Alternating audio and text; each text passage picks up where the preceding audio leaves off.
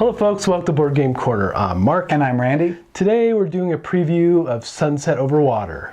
Sunset Over Water is brought to you by Pencil First Games. It plays 1 to 4 players, ages 8 and up, and each game takes about 20 minutes to play. Exactly. Now, it's important to note, folks, that everything we're showing you is prototype form, so it may not be all the final cards and art.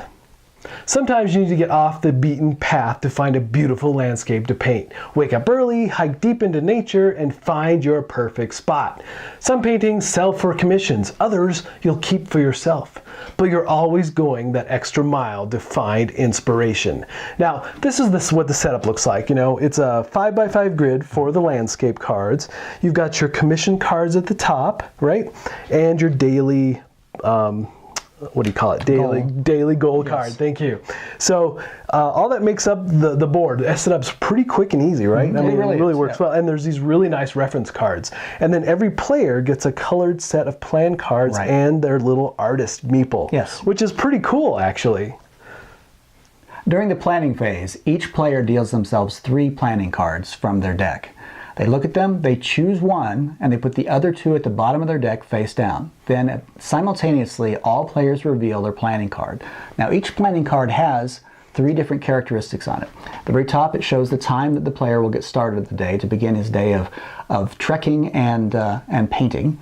The middle section shows which directions the player can consider going. Sometimes it's north and south and east and west. Sometimes it's northwest and southwest, east or northeast and southeast. And it shows your movement points exactly. as well. And it shows how many places along that route you can go. And lastly, it shows how many paintings you can make that day, which is the same as how many cards you can pick up along the route that you're taking. So when players reveal these simultaneously, the one with the earliest time at the top of their card will be the one who starts his trek first. So you might say the early bird gets the worm? Or gets the painting. Or gets the painting in this case. Next up is the trek phase. And first you're going to hike.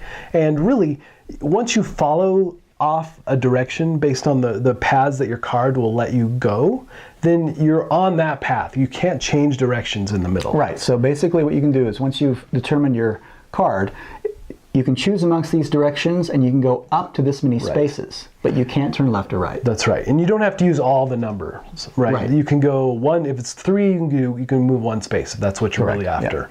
So it's important to note that too, that you cannot land on the same card that another player's already on. Which is why it's sometimes better to go earlier than others. That is correct. Second part of it is painting. So anywhere along the path that you've trod, you can paint those vistas, and by doing so, you actually pick up those cards. And again, as Mark said, not only can you not land on other players, but you also cannot take cards out from underneath other players' tokens. That's right. And it's important to note too that you may not be able to get as many painting as you would like based on that, because you're stuck in a corner and the one you really needed was just that one, even though your card says take 3. You're just going to take the one. Exactly. So you can take up to the number of paintings or cards that it shows at the bottom of your planning card. But like Mark said, there may be strategic reasons you would take only 1 rather than multiples. Exactly.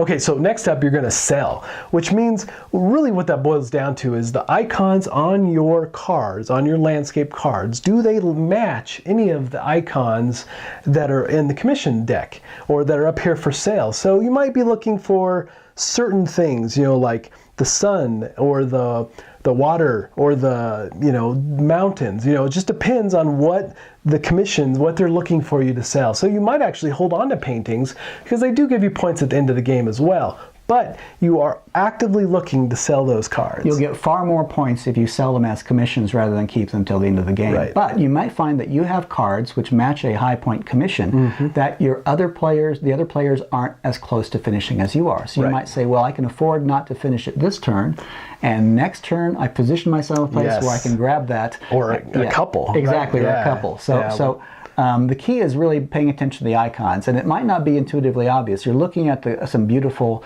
almost postcard-like cards here in terms of how picturesque they are, but these are paintings. But the icons in the upper left are, let's see, there's 5 different kinds. There's sunsets, there are wildflowers, there's coasts, there's waterfalls, and there's mountains.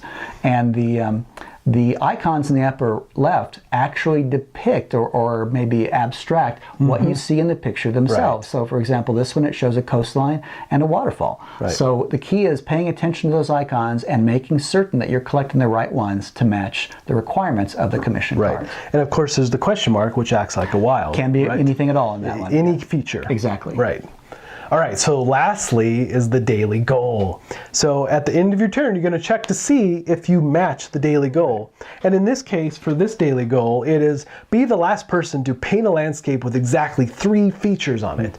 So if I take this card, then the next person might take it from me if that happens to them. And then finally it ends up whoever is the last player to do so. Right. Now the key is that all these actions we just described in the trek phase are done by each player. Right. You know, so the first player will do all these actions. They'll hike, they'll paint, they'll sell if they can, and they'll check to see if they've met the daily goal before the turn control passes to the next players. And as Mark said, that's how the goal might be collected by the first player, and the second player says, well, you're not the last person to paint a painting like this, I am, so they take it. And then finally we have the cleanup phase. So you're going to replace all the landscape cards from the deck. And you do it left to right and go across top to bottom, right? So, and then you're going to refill the commission deck, right? And then you're going to flip over a new daily goal card. And then you're ready to go for your second round. Now, however, if all the players have played 6 days or rounds, then the game ends. Scoring is simple. You total up your commission cards, then daily goal cards, then any unsold paintings. You receive 1 renown per 2 total features, rounding down. The player with the most renown wins. If there is a tie, the player with the most daily goal cards wins. If there is still a tie, then the victory is shared. All right, some final thoughts from us. So, you know, this game was really super easy to teach. It is. And it's really fast to learn, which is great. And it's one of those easy to get to the table type games. Right. It'd take maybe 3 to 5 minutes to teach someone this game. Exactly. Yeah. And I have to say that it's probably one of my wife's favorite games because she destroyed Randy and I repeatedly. Yes. So it's probably one of her all-time favorites because any game she can beat me at is automatically top of the list. So I think she would, not only would she play it again, I easily would as well. Yeah. It's a very relaxing, very serene game. As we've said, it's quick to play. There's even a solo mode for people who are interested in that. It's reminiscent, for me, of in terms of not mechanics, but in terms of feel, to the game we talked about earlier from, in fact, I think there was a pencil first as well, the Herbaceous game. Herbaceous, yes. Yeah, which is also, I called it an after-dinner game, and I consider this an after-dinner game as well. It's a great title for those. I think it's perfect. Where you can just pull it out with your family's visiting, or you have company who aren't gamers. Or just like Thanksgiving, whatever. Yeah, it's exactly. super accessible for non-gamers, I would say. Right. I even had a feel this is kind of a coffee house game. If you go to one of those coffee houses, not one of the franchises where people run through quickly, but absolutely. But one of the ones where people just sit and chat and talk. If your friends like take off work a little bit early and meet at a coffee place, this doesn't take up a lot of table space. You could sit and relax and drink coffee or tea while you're playing. And I would agree because it puts me in the mind of Kanagawa. Right. You know, it has that same, definitely in that Zen type of game. And there's a tiny bit of little take that when you're trying to get somebody else's card and you could potentially block them because you see what they're going for, or what the commission cards are available. You know that everybody wants that card, and if you're the first to get there, then you're going to take it. Right, which is what makes it enjoyable even for people who are gamers. The game doesn't play itself. There's some good strategic choices, and I think that's what makes it interesting. If you're looking for this type of game, it's a lightweight game. Yep, definitely. It's not going to appeal necessarily to those who need a fix for a Euro game or a 5-hour campaign or something like this, but it's a great filler game. It's a great game when people, even amongst gamers, when you're just not wanting to focus purely on the game, it encourages conversation in a relaxed manner. Exactly. So.